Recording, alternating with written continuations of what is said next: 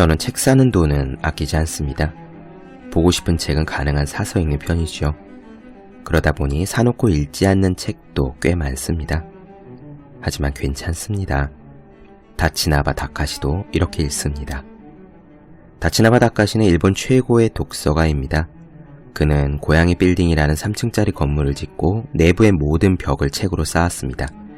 빌딩 하나를 아예 서재로 만든 셈. 그의 독서법은 이렇습니다. 관심 가는 분야가 있으면 서점으로 향합니다. 예를 들면 영화라고 해봅시다. 첫째, 영화 개론 같은 전공서적을 몇 권 집습니다.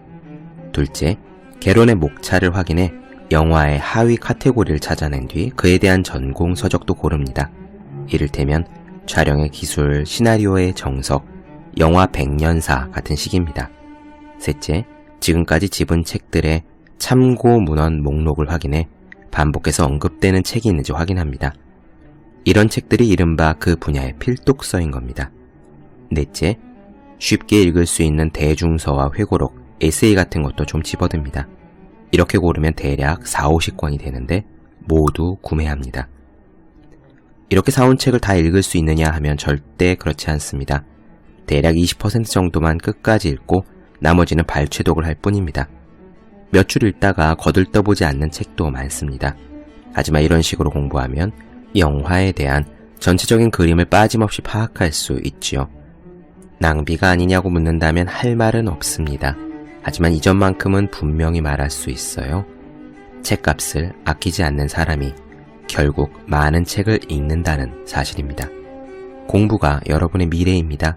미래에 투자하고 싶거든 공부에 투자하면 됩니다. 덜 먹고 덜 입고 덜 놀더라도 공부에는 돈을 써야 합니다.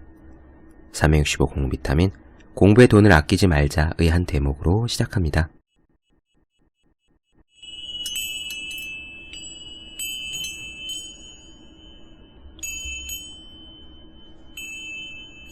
네, 안녕하세요. 본격 공부작업 팟캐스트 서울대는 어떻게 공부하는가 한지우입니다. 우리는 지금 데일 카네기의 행복론에 대한 이야기를 나눠드리고 있습니다. 지난 시간에는 하루하루를 충실히 살아라 라는 주제로 그 문을 열었었죠. 이런 시에 한 대목이 있습니다. 행복하도다. 홀로 있어도 오늘을 내 것이라고 노래하는 사람이여. 마음이 행복한 사람은 외치리. 내일이 최악의 것이 될지라도 그것에 무슨 상관이 있으랴. 나는 오늘을 성실하게 살았노라.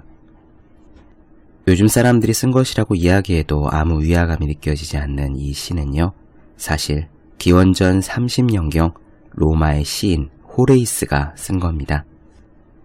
우리에게는 항상 많은 할 일들이 있고 우리의 머리를 싸매게 하는 골치 아픈 고민거리들이 많이 있지만 우리가 살아있을 수 있는 것은 바로 이 순간뿐이고 오늘뿐입니다. 그러므로 우리가 충실하게 우리의 전력을 다해야 하는 것은 오늘과 이 순간뿐이겠죠. 그렇게 마음을 좀 더 편안히 먹는다면 얼마나 할 일들이 많건 간에 얼마나 걱정거리들이 많건 간에 나는 그냥 오늘 하루를 열심히 사는 것이 내 목표다라고 생각을 하면은 조금쯤 마음이 편해질 수 있을 겁니다. 데일 카네기가 걱정과 스트레스를 없애는 방법, 행복론에 대한 이 책에서 하루하루를 충실히 사는 것을 첫 번째 에피소드로 잡은 이유가 거기에 있을 거예요.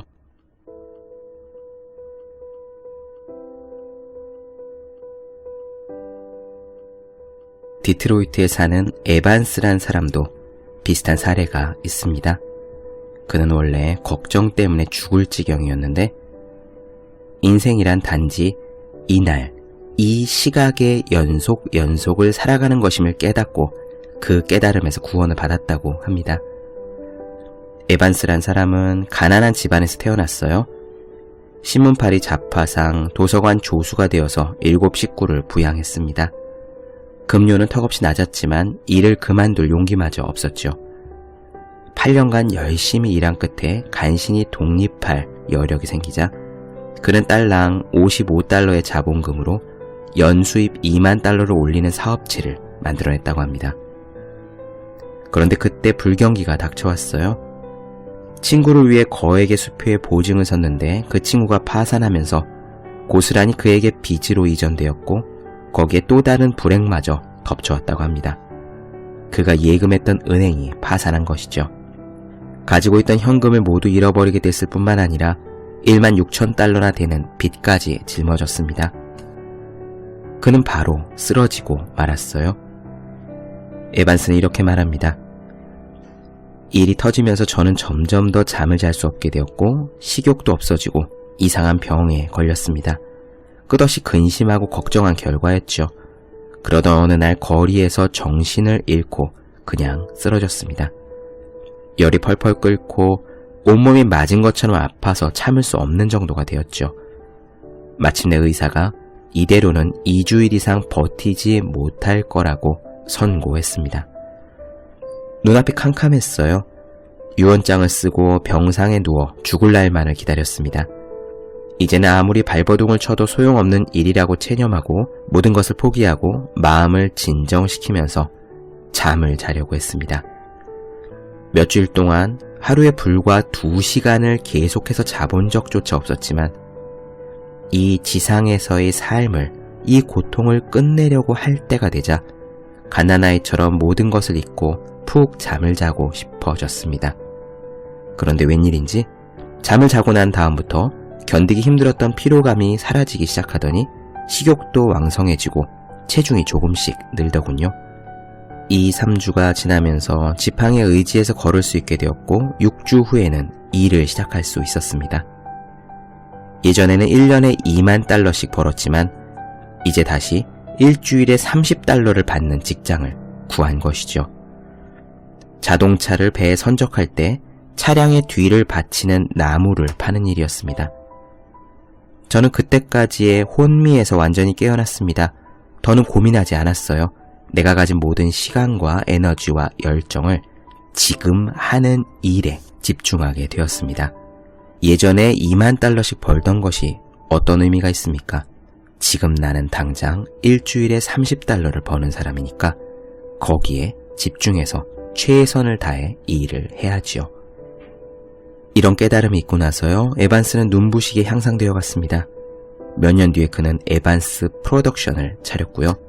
이 회사의 주식은 증권거래소에 상장되어 수위를 차지하기도 했습니다. 나중에는 에반스의 이름을 딴 비행장이 그린랜드에 생기기도 했습니다. 에반스의 성공은 고통 끝에서 나는 단지 오늘을 열심히 살면 된다라는 깨달음을 터득한 결과였습니다. 그렇습니다. 프랑스의 대철학자 몽테뉴도 이런 식으로 고백을 한 적이 있습니다. 나의 생애는 무서운 불행으로 충만해 있는 것 같았지만 그런 불행 따위는 결코 일어나지 않았다. 네, 저도 이 말을 굉장히 좋아합니다.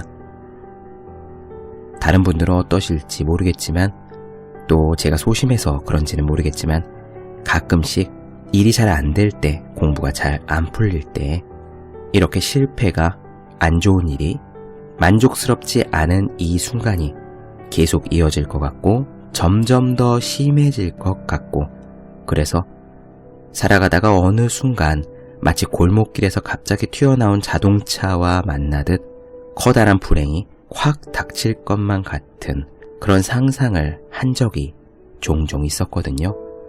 사실 지금도 아주 가끔씩 그런 상상이 갑자기 들지 않는다고는 말씀드리지 못하겠습니다.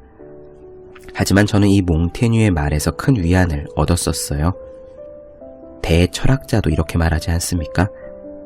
자기 생애는 무서운 불행으로 충만해 있을 것 같았는데 그런 불행 따위는 결코 일어나지 않았다라고요. 만약 여러분들께서도 이따금 그런 커다란 불행에 대한 상상 혹은 지금 겪고 있는 불경기, 안 좋은 일이 계속 점점 심해져서 나락으로 떨어질 것만 같은, 내리막길을 걸을 것만 같은 그런 불안한 느낌에 휩싸이실 때면요, 그 불안한 느낌 자체는 제쳐두고 바로 이렇게 되뇌이시기 바랍니다. 몽테뉴도 말했지, 나의 생애는 무서운 불행으로 충만해 있는 것 같았지만 그런 불행 따위는 결코 일어나지 않았다라고요. 데일 카네기는 말합니다. 고민에 대해서 알아야 할 가장 중요한 사항은 바로 이것이다. 인생에서 걱정을 몰아내고 싶으면 오슬러 박사의 방법을 실행하라. 과거와 미래의 창문을 닫아버리고 하루하루를 충실히 사는 것. 그래서 데일 카네기는 다음과 같이 스스로에게 묻는 것도 좋다고 얘기합니다. 카네기가 조언한 질문을 꼽아볼까요? 나는 미래를 근심하거나 아득한 곳에 있는 마법의 정원을 동경한 나머지 지금 현실을 도피하지는 않는가? 나는 과거에 이미 지나간 일을 후회하면서 현재를 악화시키고 있지는 않는가? 나는 매일 아침 깨어날 때 오늘을 위해 최선을 다하자고 오늘이라는 24시간을 최대한 활용하겠다고 결심을 하는가?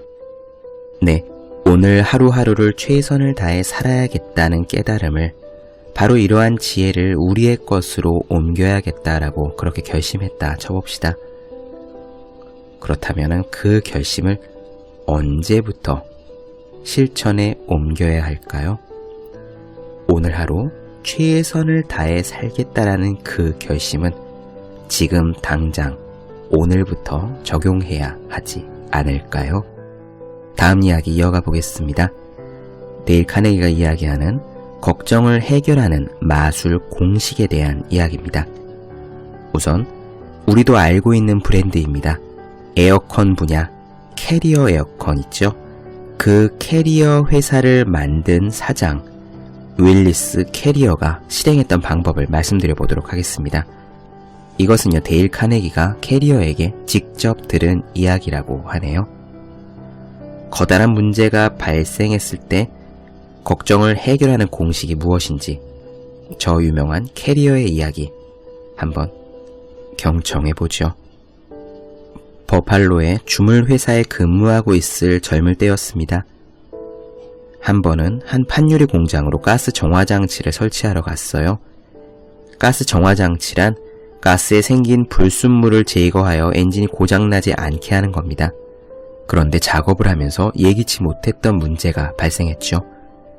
장치가 어느 정도까지는 성능을 발휘했지만 우리가 장담하여 말했던 것과는 실제 성능이 큰 차이가 있었던 겁니다.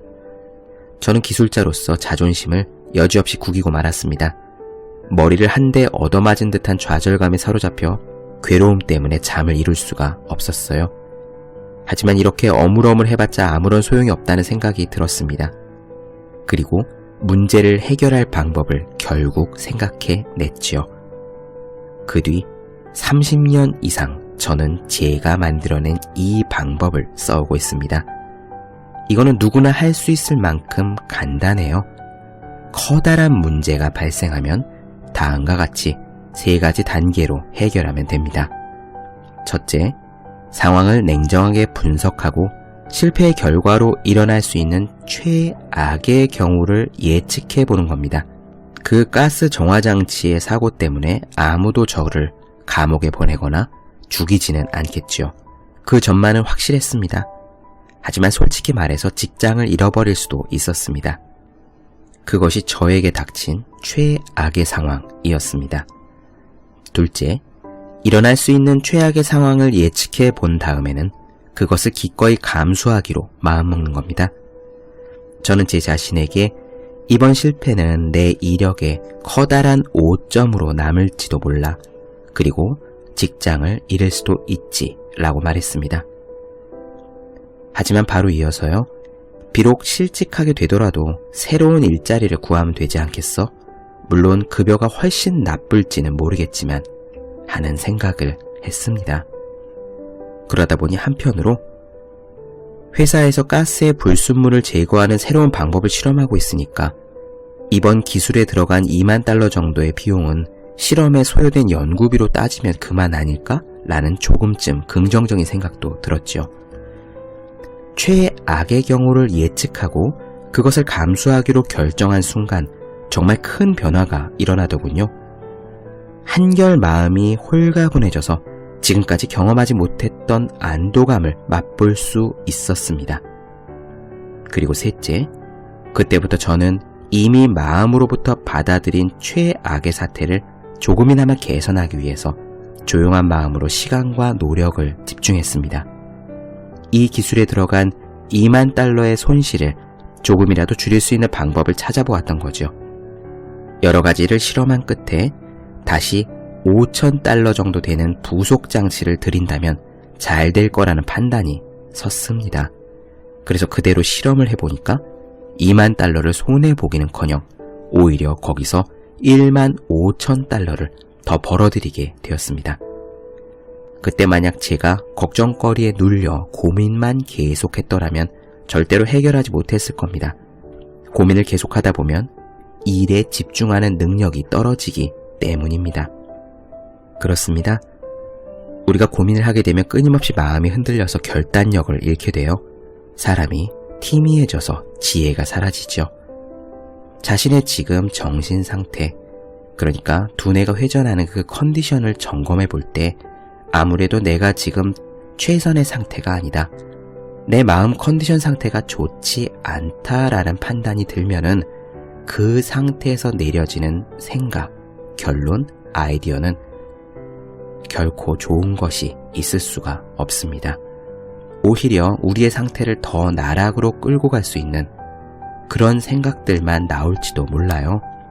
무슨 일이 있어도 우리의 행동 방향을 결정하는 그런 결단은 평온한 마음 상태, 그리고 긍정적인 마음 상태, 우리의 두뇌와 마음이 꽤 쾌적한 상태에 있다라는 바로 그런 상황일 때 나오는 결론들이어야 합니다. 지금 말씀드린 이 세 가지 단계의 공식은 바로 이렇게 고민에 휩싸일 때 우리의 마음을 한결 편안하게 해서 당장 최적의 상태로 바꿀 수 있는 실마리를 주는 그런 단계예요. 일단 우리가 최악의 상태가 뭔지를 예상하고 그것을 받아들이기로 마음먹으면 불투명한 생각들이 순간 사라져버리고 그 대신 깨끗한 마음으로 우리는 문제에 정신을 집중할 수 있습니다.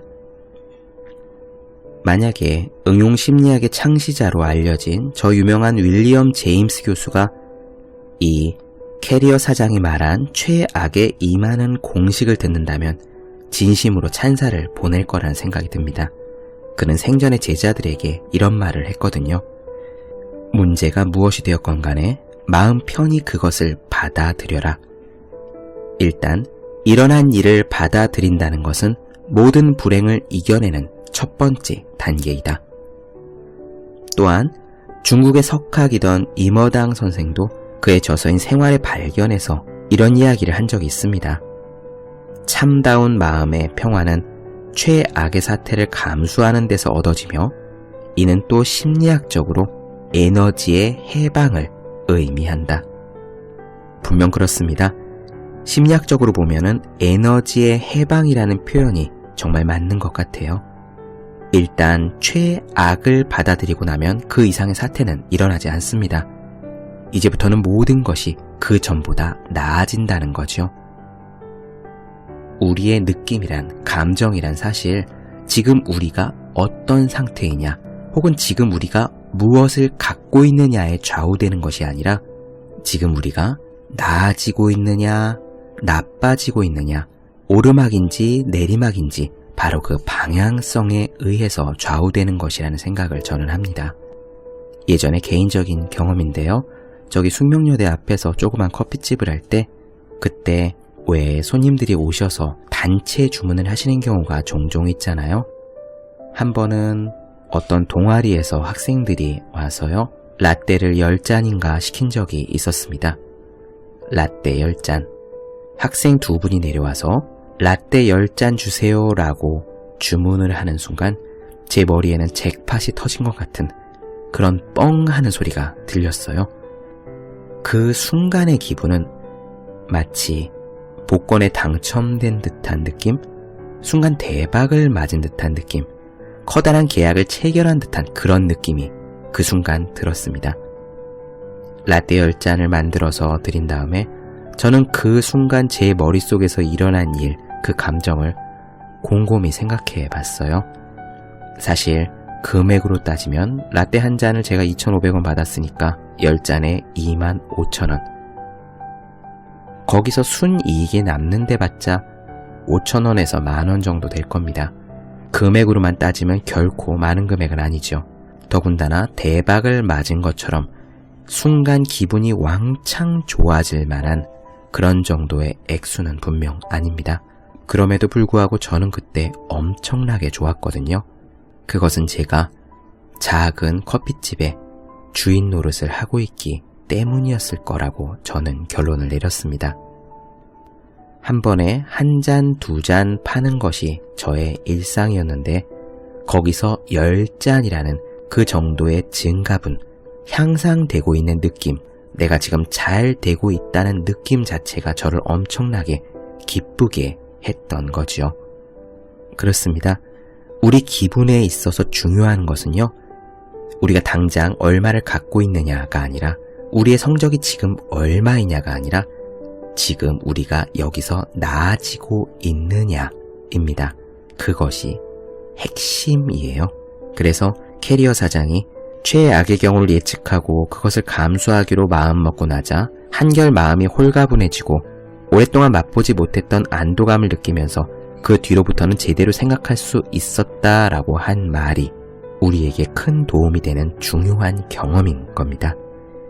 캐리어 사장의 3가지 공식을 적용한 뉴욕의 한 석유상의 이야기를 이어가 보죠. 그는 데일 카네기의 강좌에 참석해서 자신의 경험을 이렇게 말했답니다. 저는 사실 얼마 전까지 무서운 공갈 협박을 받고 있었습니다. 협박이라면 영화에서나 나오는 걸로 알고 있었는데 정말로 협박을 받은 겁니다. 사건의 전말이 이렇습니다. 제가 경영하는 석유회사에서는 여러 대의 배달 트럭과 운전기사들이 있습니다. 그런데 일부 운전기사가 저 몰래 거래처에 줄 배급량을 속이고 그것을 횡령했던 겁니다. 제게는 아무런 잘못도 없었지만 법률상으로서는 직원의 행위에 대해 회사가 책임을 지는 것이 당연했습니다. 더구나 이 사건이 신문에라도 실리면 회사의 신용은 곤두박질 칠 게 뻔했죠. 한마디로 24년 전에 아버지께서 창립하신 이 커다란 회사가 도산할 위기에 처하게 된 겁니다. 저는 극도로 고민했습니다. 사흘 밤낮 침식을 잊고 넋이 빠진 사람처럼 방 안을 돌아다니면서 안절부절 못했죠. 이 사실을 폭로하겠다고 저한테 협박하는 자에게 5,000달러를 줄 것인가, 그렇지 않으면 마음대로 하라고 버텨볼 것인가, 두 갈림길에서 어느 쪽을 택해야 할지 고민에 고민을 거듭했습니다. 악몽 같은 시간이 흘렀습니다. 그러던 일요일 밤 우연히 이런저런 책을 들춰보다가 캐리어 씨의 최악에 직면하라라는 말을 읽게 되었습니다. 저는 만약 내가 돈을 주지 않아서 저 자가 협박한 대로 나를 고발한다면 최악의 경우는 어떻게 될까라고 제 자신에게 물었어요. 그 대답은 다음과 같았습니다. 회사가 망한다. 그것이 최악이다. 감옥에 들어갈 리는 없다. 업계에서 신용을 잃고 회사가 문을 닫을 뿐이다. 회사가 망했다 치자. 그건 그렇고 그 다음은 어떻게 될까? 회사가 문을 닫게 되면 아무튼 나는 일자리를 찾지 않으면 안 된다. 그것도 할 수 없지. 하지만 나는 석유에 관한 일이라면 무엇이든지 자신이 있다. 취직을 부탁하면 나를 써줄 회사가 있기는 있을 것 같은데. 여기까지 생각이 이르자 문득 기분이 좋아지기 시작했습니다. 놀랍게도 그때부터 미래에 대해 생각할 수 있게 되었습니다. 이제 3단계인 최악의 상황에서부터 조금 더 좋게 만들어라 라는 데까지 나아갈 수 있을 만큼 머리가 또렷해졌습니다. 그 과정에서 새로운 생각이 떠올랐어요. 일단 한번 변호사를 찾아가서 모든 사실을 털어놓는다면 제가 모르고 있던 해결책을 일러줄지도 모른다는 그런 것이었습니다. 왜 지금까지 이 생각을 못했다는 것이 이상한 일이었지만 사실 저는 정말로 그랬습니다. 내일 아침에는 만사를 제쳐두고 변호사한테 가보리라. 저는 이렇게 결심하고서야 깊은 잠에 들 수 있었어요. 결과는 어떻게 되었을까요? 다음날 아침 변호사는 제게 검찰을 찾아가 사실대로 말하라고 이야기했습니다. 저는 곧바로 실행했습니다. 검사는 제 이야기를 다 듣고 나더니 이런 공갈 사건은 전에도 자주 있었고 아마도 공갈을 한 그 사람은 이 계통의 감독관이라고 사칭을 하고 다니면서 여기저기서 돈을 뜯은, 그래서 지금 수배 중인 사기꾼이라는 사실까지 알려주었습니다. 이 경험은 저에게 잊을 수 없는 교훈을 주었어요. 그 후 저는 자신을 괴롭힐 것 같은 난처한 문제가 생기면 언제나 캐리어 C의 공식을 적용합니다. 네, 그렇습니다. 캐리어 사장이 만든 3가지 걱정에서 탈출하는 공식, 굉장히 유용하다고 저도 생각하는데요. 다시 한번 정리해보면서 오늘 시간 마치도록 하겠습니다. 지금 여러분들께서 만약 갖고 있는 고민이 있으시다면, 여러분을 괴롭게 하는 어떤 문제가 있으시다면, 그것이 직장에서의 일이건 학교에서의 일이건 앞두고 있는 시험이건 친구 혹은 연인, 그 밖에 어떤 인간관계에 대한 문제이건 간에 지금 말씀드릴 이 3가지 공식을 한번 여러분의 문제에 적용해 보시죠. 첫째, 일어날 수 있는 최악의 상황은 무엇인가 라고 스스로에게 묻는다. 둘째, 그 최악의 상황을 받아들일 마음의 준비를 한다. 셋째, 그런 뒤에는 침착하게 최악의 상황을 어떻게 하면 조금이라도 좋게 할 수 있을까라고 생각한다.